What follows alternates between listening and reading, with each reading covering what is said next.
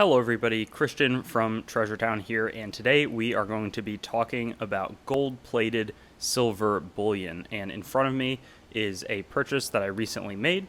I actually bought them at a pretty low multiple over silver value, so I'm happy with how I bought them, but I think that gold-plated silver bullion and plated bullion in general is something that's just really important to talk about with silver stackers.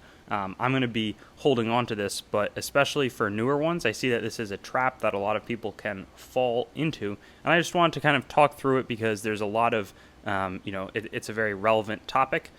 Here we also see a gold-plated Chinese silver Panda from 2006. Very interesting coin. You can see there it's been kind of gilded as well. I'll just give a close-up here.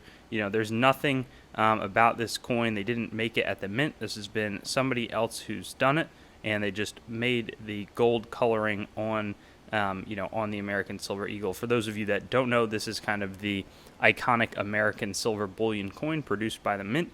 It's 1 ounce of fine silver. So I do some silver content. It's something that I'm going to be talking a lot more about, but I definitely do want to clear up a lot of things for new collectors. In fact, I actually right here, here is a graded silver bullion American Eagle, Silver Eagle, and I should do a separate video about graded bullion. Generally, I say to stay away from that, but the name of the game here, and I'm not going to, I bet this video will be like 6-7 minutes, something like that. The basic message is that you just really need to be careful with how you purchase gold-plated silver bullion. I mean, I think that it looks nice. I think that these coins look a little bit better. Certainly the contrast is nice, though it definitely feels like the coin has been altered. And one thing, again, especially for newer people, but really anything that's being done to make coins prettier when it's like a cleaning or adding it, adding color to it, it's going to destroy a lot of the numismatic value. And at that point, you're really getting into territory where somebody's just buying the art that's on the coin. And if you're an advanced collector, then it makes, you can pretty much probably do what you want. You've seen, the ropes, but I see these as being part of marketing schemes quite a bit where, somebody's going to sell this. Right now, silver is kind of hovering around $27, $28. If you can buy this for $31, $32, that's pretty reasonable. If you're paying what a regular American Silver Eagle is going to cost, then that's fun. It looks good. And I think we'll also talk about the dates. This happened to be kind of a date run. You can see some of them here of some slightly better date coins. They weren't all super new. But what happens is somebody goes on, a TV show or somewhere, and they're selling these for, they put a nice box and they say, $79.99 a coin, over double what the silver value is.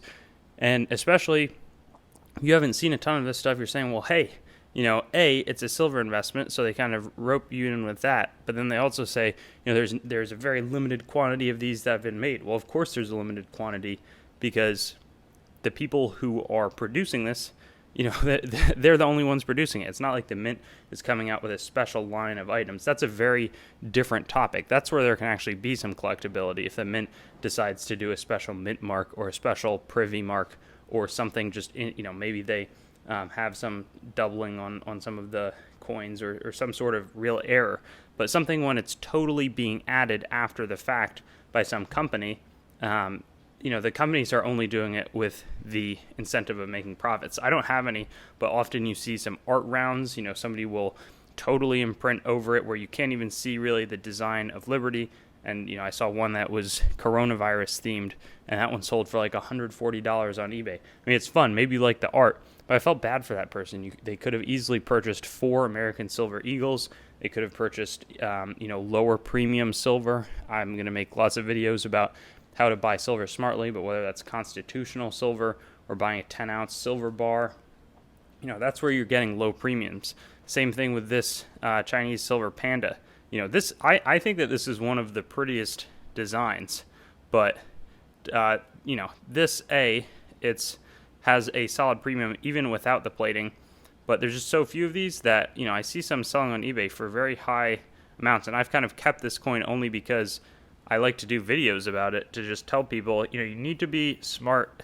And especially, again, it's a thing that really happens to beginners. They say, look at this. I'm going to get a date run, 1986, 87, 88. Some of these are better dates, by the way, and I said that I would talk about what the better dates were. 1986, that's like slightly better.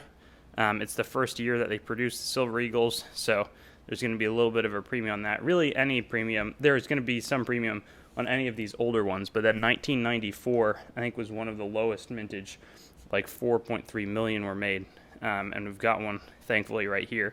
So, I mean, it's pretty. It was a good purchase on my end, because I was able to buy them for really low. But that's the name of the game, is buying them smart.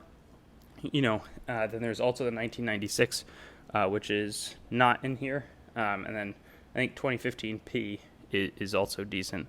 But the dealerships are not going to pay more for these. You may have an opportunity to sell this to a different person who really likes these, but it's a little bit taking advantage of them, and I don't think that that's a great thing to do. I mean, I bought 22 of these, and I put 2 of them in grab bags, and I factored them in at like what a Silver Eagle was selling for without the plating, which at that point was silver was a little bit higher. I've held on to these for a little while, and they, I sold them at what, like a 2001 Silver Eagle would have sold for. But selling it for $25 over spot, and I find often, especially in the shop, somebody comes in, they've bought all this bullion, some of it's colorized, some of it's graded, and they're just getting crushed, absolutely demolished on the, when they realize that, they're losing 50%, even though silver price goes up. Nobody's really buying too much or in significant quantities. So, I mean, that's really all that this memo is. I mean, I think that, if the mint made a bimetallic coin, that would be something completely different. These are not bimetallic coins. The other thing I really haven't focused on, there's negligible gold. So there's no actual gold being added. The plating is extremely thin. You can't recover it, or it would be extremely cost intensive to recover it. There's a little scratch. Sometimes the coins kind of get beat up during the process. So I maintain a strict avoid recommendation on any of this sort of material. Again, unless you're paying for it like you would a coin where there's no plating on it. And then it can be kind of fun to have the coin in your collection as something a little bit different. I think that this coin looks really pretty, reflects the light great.